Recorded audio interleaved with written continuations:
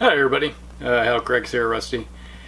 I was designated by Tim over at Broken Dice to do the I'm a Wargamer and kind of give the story about how I got started into wargaming.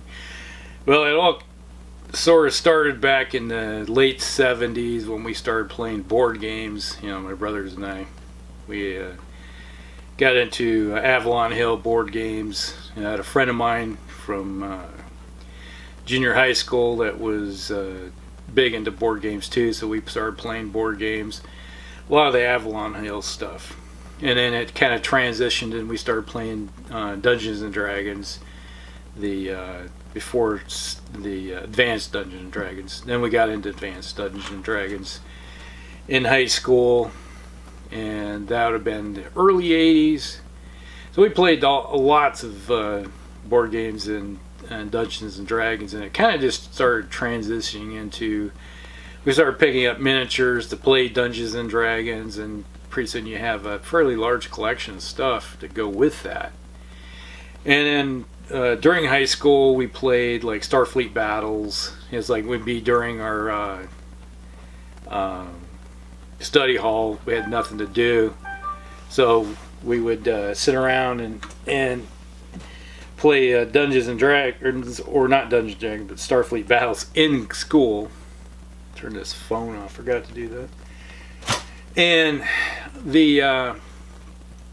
so we had that, and then right after high school, I designed my first game because we had all these miniatures that we picked up from playing Dungeons and Dragons. I designed my first game, so that was kind of like my first forte into miniature wargaming. And then same friend that that was from, a couple of them, we started playing BattleTech, got into that. Then that's been a non-stop thing since that came out. And then there was start dabbling into American Civil War. That was a pretty big one, and a little bit into World War II. Miniatures, just kind of like early Command Decision, I think it was. And then I moved away, and it was like where I was in college, graduated college, and my wife and I had moved to the Des Moines area. So my crew basically was in eastern Iowa, so it was kind of like made it really hard to get together, play games. So I was like, okay, I need a new group of guys to play with. And I ran into some individuals, I was in the military also at that time, and the same group of guys I started playing with were also in the military, so it was like I'm still friends with the guys today. And so we're a lot older, longer in the tooth. We're talking I guess it's been 30 years now that we've started playing the games together. So that kind of dates me a little bit. So I graduated college, and I'm 30 years later. So yeah, it's getting a little up there. But that's when we started playing. One of the guys he owned Alliance Miniatures, John did, and so we got involved with that. So he had a games day where you go over on the weekend, and he had these tables, his workbench tables that would set up, and he always said, do not eat anything in here because it's all lead, because at that time everything was made out of lead. And one friend, Mel Stryker, he was also involved. He worked there, and we would turn around and start playing fantasy battles. We played a little bit of Rogue Trader, and also we got involved into the epic stuff, Space Marine Epic, and many different iterations of it. And that's what we really started getting into, heavy into the miniature wargaming aspect of it. And that was around 90, 91, somewhere in there. And by 92, we were going full bore into everything. And that's when the first Warhammer fantasy box set and the around that time we had the transition from Rogue Trader to the first 40K box set with the Space Marines and Orcs in it.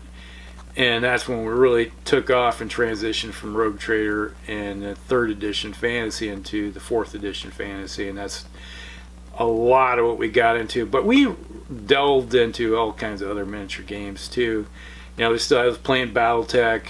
We had big back end.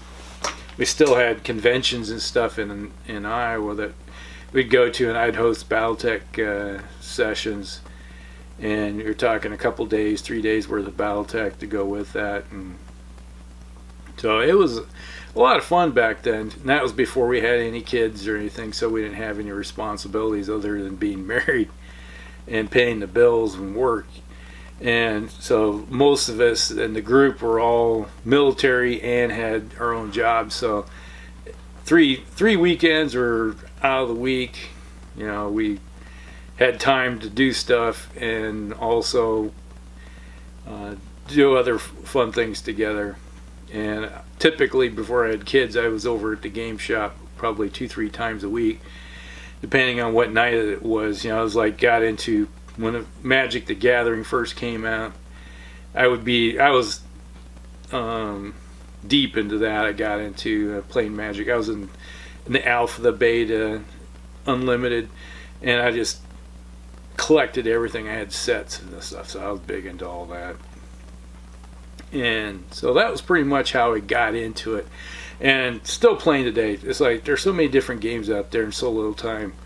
And like I enjoy playing games. I enjoy the technical aspect of it, trying to figure out how to play, what are the angles in it, what are the best ways to manipulate the system to your advantage, to how you like to play. You know, because every game system you're able to figure out what works best for you, you know, and what works best for another person's style. So you got to figure out what army works best for your style, and so you're always constantly trying to figure out, and then it becomes a big money sink as it's like, oh, that's not working out so well with me, so I got to figure out what other armies, and so you're spending money on stuff. And I enjoy painting too. I started painting miniatures back in the day. Really started painting stuff was when the BattleTech came along. That's where I really tried to figure out, and it was like start painting some of my D&D miniatures. I should dig out sometime my D&D. I'll do a video sometime of my my armies. My first fantasy army that I really got into is my undead, so I should break that one out sometime and just do armies on parade of my early 3rd and 4th edition stuff that I have. But what else is that? Part of that answers we got. Why did I start my channel? My YouTube channel, why did I start it?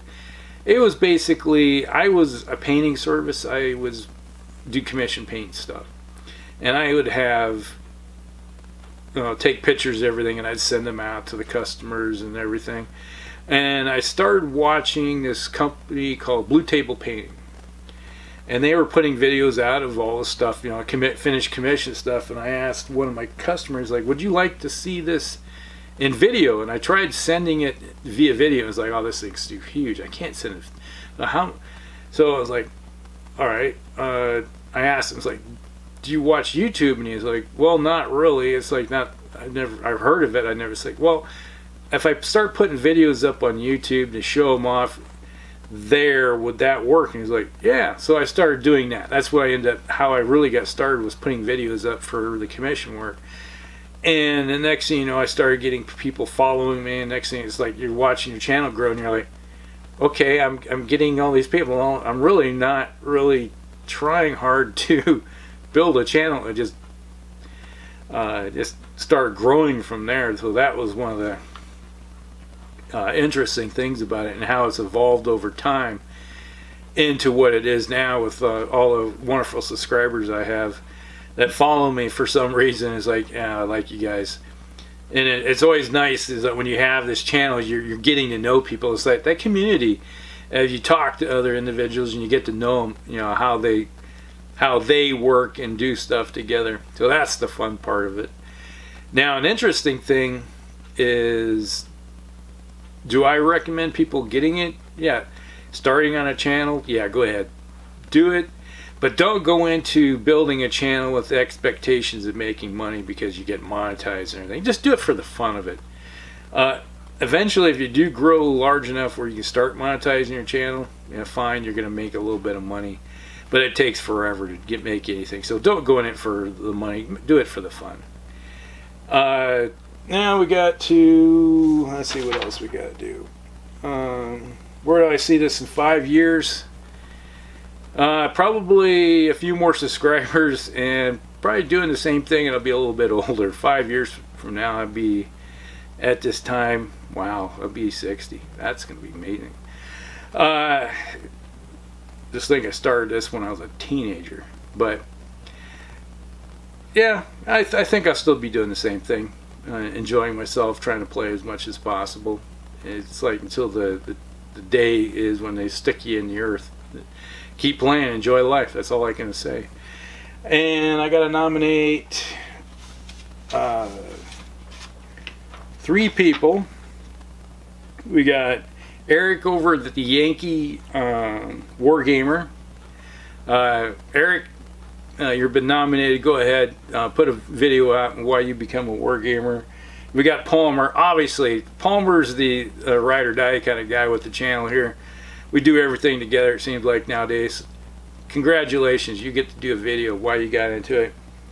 And then Curtis, you've been around. I don't think Curtis has got nominated yet. He may have been, I'm not sure. But if one of you 3 have been nominated, I got an honorable mention here. Mark Smitty M14, he's another Iowa guy. He lives over there by Dan Booman. And so Dan Booman has been nominated by Tim also, so we got nominated together. So go ahead and if you haven't done it, come out of retirement. We haven't seen anything from you. I know you're around because you're still active in the community, but maybe do a video, see how you got into it, and maybe this would be a great opportunity to get back in and start your channel up again. You had a lot of good stuff there. So, alright, that's my nominations and how I got into it, and I will talk with you all later.